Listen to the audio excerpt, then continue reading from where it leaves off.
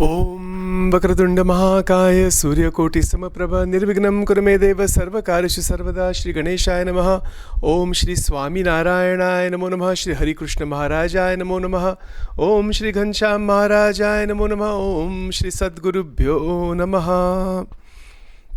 Welcome to SwaminarayanSpirituality.com. This is Sachin. We are continuing our exploration of Vachanamrut Garada Pratham number 1 and the second question regarding Maya. If we remember from the last several talks on this, that Maya is a central concept in Sanatana Dharma, or what we will call Indian religion or tradition. Before we begin our contemplation, I'd like to offer my prostrations to all the great sages, taking the dust of their holy feet, placing on their forehead, and to the Supreme Lord, existing in all places at all times. So we want to go further today to understand the concept of Maya and connect that with what is being asked and then answered in Vachanamrutam, Garada Pratham number 1. Just a quick review. In Garada Pratham number 1, Govardhan Bhai is a householder devotee of Sajanand Swami or Shriji Maharaj, and he's asking the question about Maya. He's in Gujarati. He asked the question, and I'll translate everything. If I speak in Gujarati or any Sanskrit words, I'll make sure I'll translate it for you. So he asked here, Jene Bhagwan ni Maya kahe che tenu roop shu che, which means that which is said to be the Maya of God. You know, God and God's Maya. What is the form of that? How should we understand that? What is its roop? Roop meaning form. And form meaning that we need to understand it clearly, because the word form refers to seeing it as clearly as we can. So Maharaj answered the question where he said that the devotees of God, Bhagwan no bhakta hoy, if there's a devotee of God, and that devotee is doing dhyan, Bhagwan ni murti nu dhyan.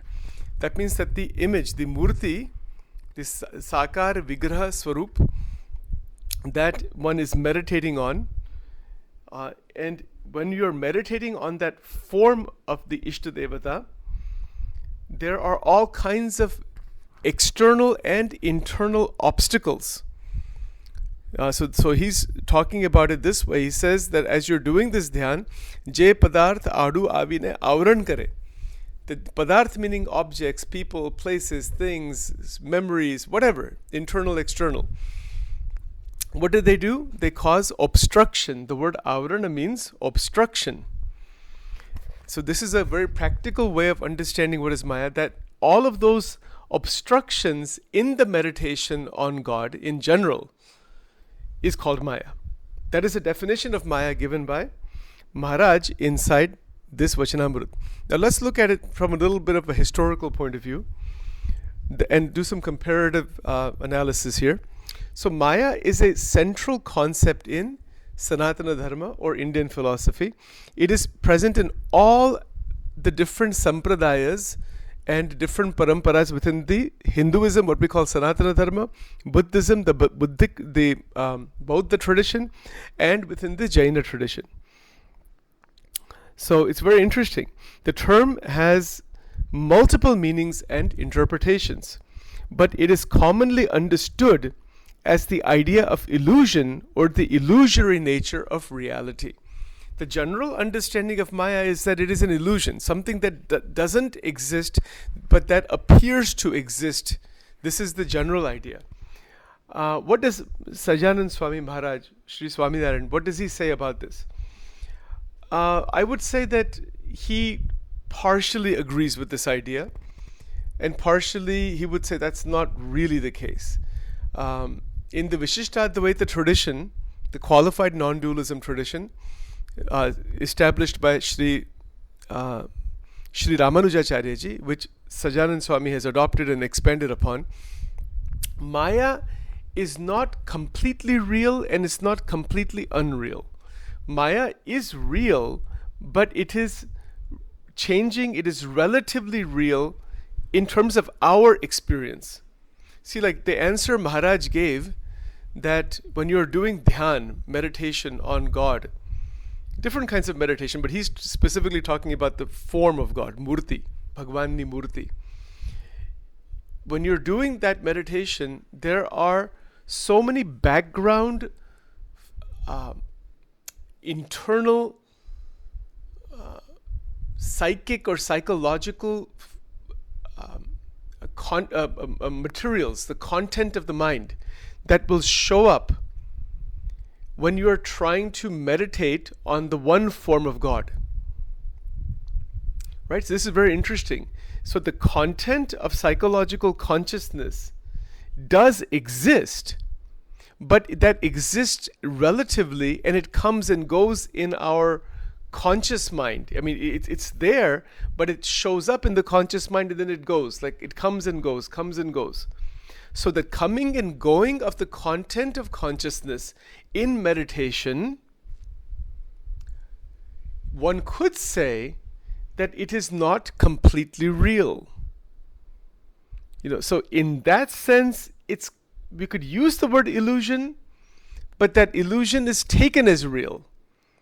This is the Advaitic idea. In Advaita Vedanta, that which Advaita calls Maya Advaita says that it is illusory. This is where this general idea of Maya comes from, that Maya is commonly understood as an illusion or illusory nature of reality. That the reality, the external world itself, the names and forms, and the internal world of the Chitta, Chitta, the subconscious mind, the content of the mind, the memories and the emotions and feelings and all of the programming, conditioning that's there, that is a relative reality. Our own personality, our identity is made out of all of that. So is it appropriate, or is it, as per Vachanamrut, if you look at throughout the Vachanamrut, you will not really see this word illusion directly in that sense because of Vishishta Advaita. What we will find is that Maharaj has talked about the Atma Tattva, that the Atma, and once you realize the Atma, there is no Maya. He said in Vachanamrut, in Gujarati, he said, Vachama Brahm Jevu Kaik Thegyu, Bhranti Matra. Some word like that is used. It means it seems like something came in between, but that wasn't, what was that? That wasn't even anything there. It's like the deer and the mirage in the water. I'm sorry, the mirage in the desert. Looks like water, but it's not. Again, those are analogies. So, to really grasp what is Maya, Shriji Maharaj is giving a very applicable, practical, and directly experiential answer, which I may have mentioned before. I don't know what I spoke before on this. So I apologize to anybody listening to this if some ideas are repeated, but it's worth repeating anyway. It doesn't matter. But it's very interesting, that the applicability in life of this concept, that Maya concept is used throughout Sanatana Dharma, and almost anybody who's born in the Hindu culture has heard this. Even people in the Western countries are using this word in many, many interesting ways. So Maya does exist as per Vachanamrut, as per teachings of Maharaj, yes. But that Maya is an obstruction. See, if you look at the actual language in Gujarati, Shriji Maharaj is saying, Bhagwan no bhakta hoy, tene Bhagwan ni murti nu dhyan karta, je padarth arune avaran kare, tene Maya kaye. Meaning that a devotee of God is meditating on God. First, that state of devotion, state of elevation needs to be there before even this answer can be understood. Somebody says, I want to understand Maya in an abstract way. We can understand it in an abstract manner. But that doesn't necessarily mean that we have realized what is Maya. There's a difference between a conceptual understanding of Maya and an experiential realization of what is Maya. Maharaj is talking about the experiential realization of what is Maya, and he is saying that there is avarana. The word avran, what does it mean? The word avran means that it is definitely a obstacle. In Gujarati, the word is vigna. Vigna meaning obstacle, difficulty placed within oneself or in front of one. Another word in Gujarati is vikshape. Vikshape meaning obstruction, obstacle, that hindrances. These are possible words. Right? So the word avran means vigna, means vikshape, means obstacle, means difficulties. It is preventing the devotee from connecting with the Ishtadevata. This is the whole point here. When Maharaj is using the word murti, again that has many meanings. The 8 forms of murti, we talked about that before in previous recordings. But it also means the 9th murti as per Vachanamrut Pratham 68. The 9th murti is the enlightened being. Enlightened sage is also a murti of God. And here he's referring to the manifestation. So that's another meaning. So there's the actual images that are installed in the temples, through the Veda mantras and all. Those are all murtis. Then you have the human manifestation of God as murti, like when Bhagwan Sri Krishna, Bhagwan Sri Ram, or Sajanand Swami, or other great saints also, when they're actually manifested in human form, that can be considered to be murti. So it is the manifestation of the divinity. In reality, we are all manifestations of the divinity. It's not like we are something completely separate from that, but we are within the influence of Maya. That is the difference. So when Maharaj is saying Bhagwan no Bhakta, Bhagwan no Bhakta means that the devotee of God. Bhakta is one who is trying to connect with Paramatma using what? Using energy, using mind, using intelligence, using buddhi, using senses. It is an attempt to connect with the chosen Ishta Devata, the chosen deity, through mantra, through shastra, through stotra, through all of those different ways to connect with the one Supreme Lord that one considers to be God. That is what is meant by bhakta. See, the word bhakta, bhakti, and bhagwan, these 3 are connected together. Right? So Maya comes inside there, and that is the obstruction. But that obstruction is also God's power. That's also implied here. Bhagwan no bhakta hoy. Hoy meaning present. That such a person is present, is in such a state, and that individual is meditating on God. Dhyan. Now what is this dhyan? What is this meditation? So that is a type of holding that form inside your mind. That form is the whole and soul. Everything is there. Supreme reality, the Supreme Parabrahma Paramatma is present in this particular way, in this particular form, in front of me. And then within me, in my eyes, in my mind, in my ears, in my body, in my mind, in every way. That is called dharana. So dharana means to really hold deeply.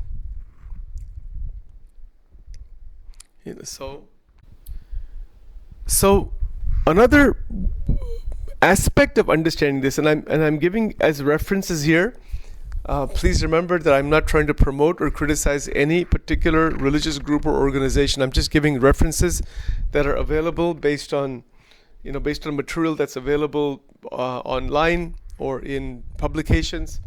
So I'll give you what the references are as we move along. There's a very interesting reference in the app on Vachanamrut on this question of dhyan in the BAPS app. So if you go to the app store in your phone or iPad, you'll be able to find this app. If you put Vachanamrut in there, you'll find many organizations have created Vachanamrut app. So this app is very good actually. And again, obviously there's all kinds of controversy about these things, which I won't go into right now. But I'll just simply say that there are some very, very good footnotes and clarifications, from their point of view, from each organization's point of view, that they have made. So in the BAPS app, they have put a very interesting statement there. They state there in Gujarati, it is written here. I'll read it in Gujarati and I'll translate it for you. Ahi dhyan એટલે જ વસ્તુની ધારણા કરવામાં આવે. તે જ વસ્તુમાં પ્રયત્ન વિના જ વૃત્તિઓની એકાકારતા what they're saying here, the commentators, in the with regards to this word dhyan in Vachanamrut Garada 1, they're saying that dhyan is actually referring to dharana. Dharana is what we were saying here. So there's dhyan and dharana. What is the difference? Dharana is actually, you are attempting to hold, because dharana is actually part of the Ashtang Yoga. So the eightfold yoga is what? That is yam, niyam, asan, pranayam, dharana, dhyan, and samadhi. That is also written in the commentary there. So I'll read it in Gujarati and I'll translate it for you. So the commentators have written, dhyan e yogna art angoma angomanu satmu angache. It's a seventh step in the eightfold yoga. What are the 8 steps in the Ashtanga Yoga? That is yam, niyam, asan, pranayam, pratyahar, dharana, dhyan, and samadhi. These are the 8 steps, or 8 angas they're called. They're the 8 limbs of Patanjali's yoga. Right? So dharana is actually the 7th step. So when the word dhyan is used, now what the commentators are saying the following in Gujarati. They're saying bhakti margma dhyan etle bhagwanni murtinu ekagrata purvaknu chintan. It's a very, very excellent description of dhyan that the BAPS organization has given. So I'll be using this app primarily, and then there's some others in reference. We'll be connecting them in many other ways, right? So it's good to put lots of different ideas together and see where that takes us. So their particular commentary on this word dhyan is quite good, in my opinion, at least. So what they're saying here is about bhakti marg. Obviously, Maharaj himself is saying about Bhagwan no Bhakta. That means that bhakti marg, there are many different paths, right? There's yoga marg, bhakti marg, sankhya marg. There's different starting points. And the goal is to lead to the same one truth only, that is God, Bhagwan. But in bhakti marg, the path of devotion, the devotion meaning emotion that has turned into divinity, that is bhakti. So they're saying in the bhakti marg, dhyan means what? Bhagwani murtinu ekagrata purvak chintan. Very, very nice statement. Ekagrata purvak means that one is synchronously in a state of holistic contemplation. Holistic, integrated chintana. Chintana is contemplation of God. It is a holistic, step-by-step, interconnected contemplation. This contemplation is in terms of the scriptural ideas, connecting many, many different ideas from various scriptures within oneself. It is an internal connection, not simply an external exposition. That is also good, like Sachin is doing right now.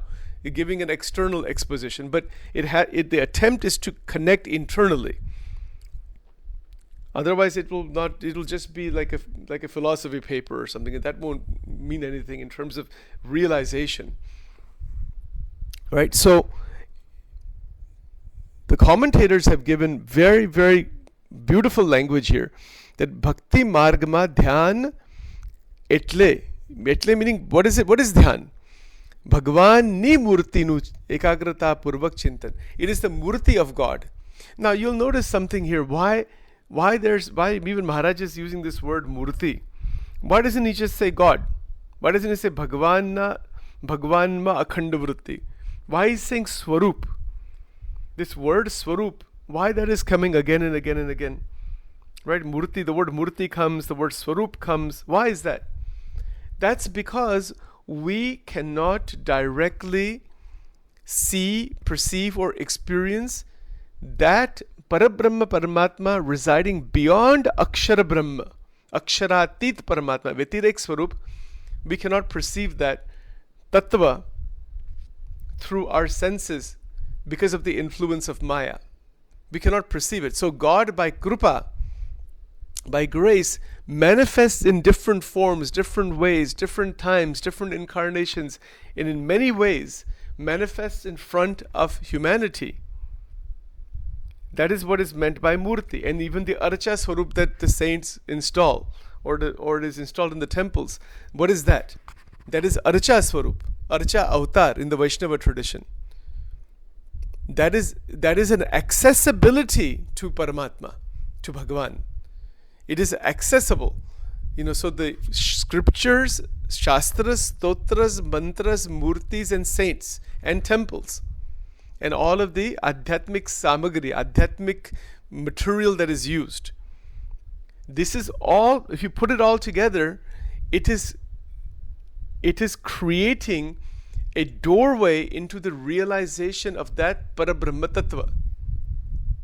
That's why it is there. Why are temples created? Why are scriptures and stotras and mantras and all these things, spiritual ideas and interconnections, why are they present?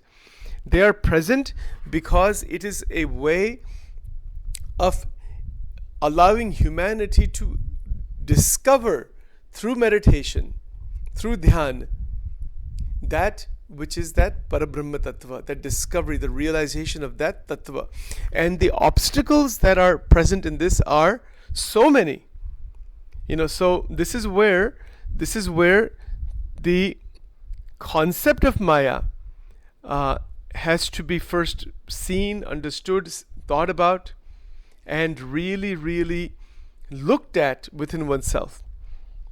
Now, let's look at this from a couple of other points of view.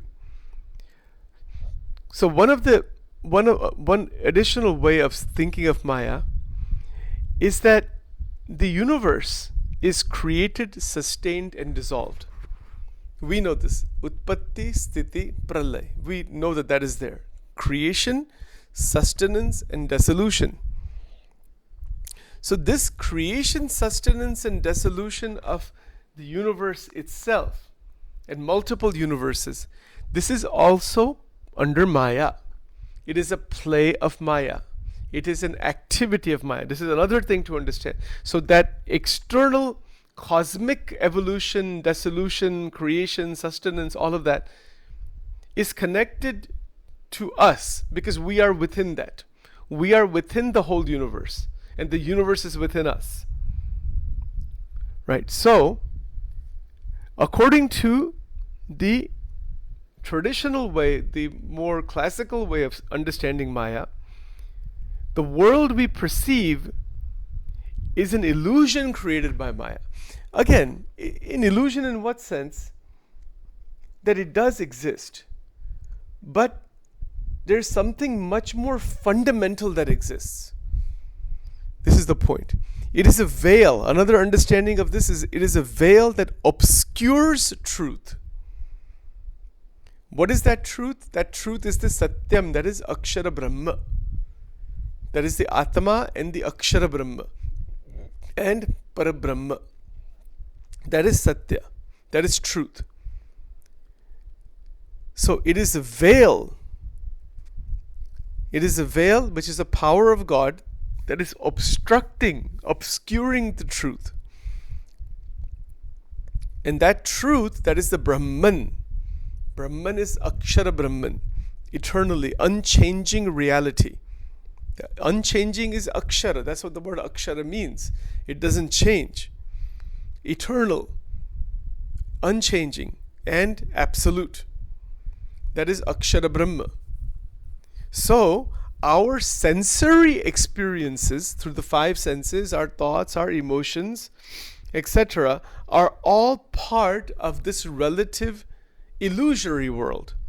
It's a world that's there, but it's also not there, depending on which angle you look at.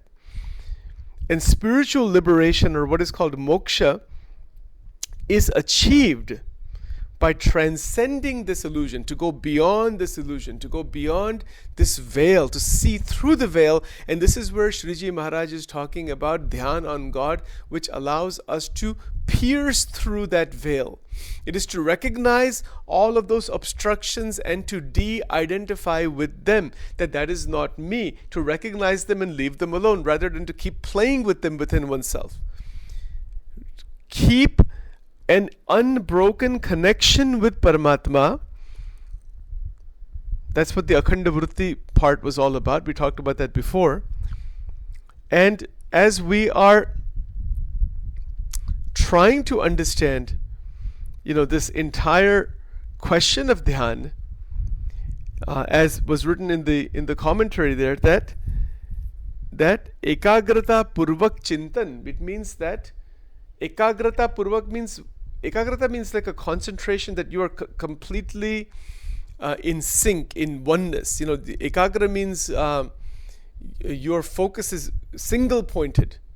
Ekagrata means single pointedness. That is what ekagra means, right? So ekagrata purvak means with that single pointedness. With single pointedness, one is absorbed in chintana. It's a tremendous thing. It's not a small state. Ekagrata purvak chintan means that it's not the quantity of how much material we hear or think about or just kind of skim through. No. It is the quality and the absorption inside. The absorption inside happens through the chintana. That absorption is actually dhyan dharana. So Maharaj is speaking at a level which is very close to samadhi in that sense. But it's also applicable to just beginning, from beginning point all the way to samadhi. This is applicable. And of course, there are so many different types of samadhi, which we'll talk about later on. But the point here is a very practical, very applicable point, that when we are sitting for dhyan, whether it's half an hour, 15 minutes, or 20 minutes, or 1 hour, that the internal ekagrata, you're absorbed in God. What is the goal? Bhagavan. What is the process of realizing that goal? Dhyan. What is involved in that dhyan? Ekagrata purvak chintan. Contemplation. And contemplation, bhajan, kirtan, manan. Usually this begins with bhajans. Then it goes into manan chintan. Then again goes back to bhajan. It goes back and forth into bhajan, kirtan, manan, chintan, dhyan. It keeps revolving. So the mind revolves around these ideas again and again and again. And it is revolving continuously inside. That continuous internal revolution or revolving around the Murti of God through all of these different methods and mechanisms is the greatest sadhana, which we had spoken before, which Maharaj had spoken before, and we talked about it as a Khandavritti, as the greatest sadhana. See this point. It is the revolving again and again. It's not simply a 5-minute kind of thinking a little bit and then spending, the whole day on just all entanglements within the realm of Maya. No. It is not that. It is a moment to moment holding the Murti of Paramatma, holding the truths in the heart without breaking a connection. Even while the devotee is doing all activity, there is one connection that is continuously kept alive. That's all that is really required. That one connection kept alive, then every karma becomes karma yoga. Every emotion becomes bhakti yoga. Every thought becomes jnana yoga. Every word that we speak is divya, it is divine, it is non-injurious, it is ahimsa, it is kalyankari, it is for the liberation of the world. It is an enlightened state. So every activity of the mind and the body begin to vibrate and resonate with divinity, which is exactly what is meant by ekagrata purvak chintan. I want to offer my respects and tremendous love and affection for those who have written this commentary or these notes. This is very, very well written. Of course, they're written from their perspective and on many points here, which I won't go into the controversies, but I can certainly illustrate where some of the opinions may vary out of respect for all. Right, so we'll stop here for now.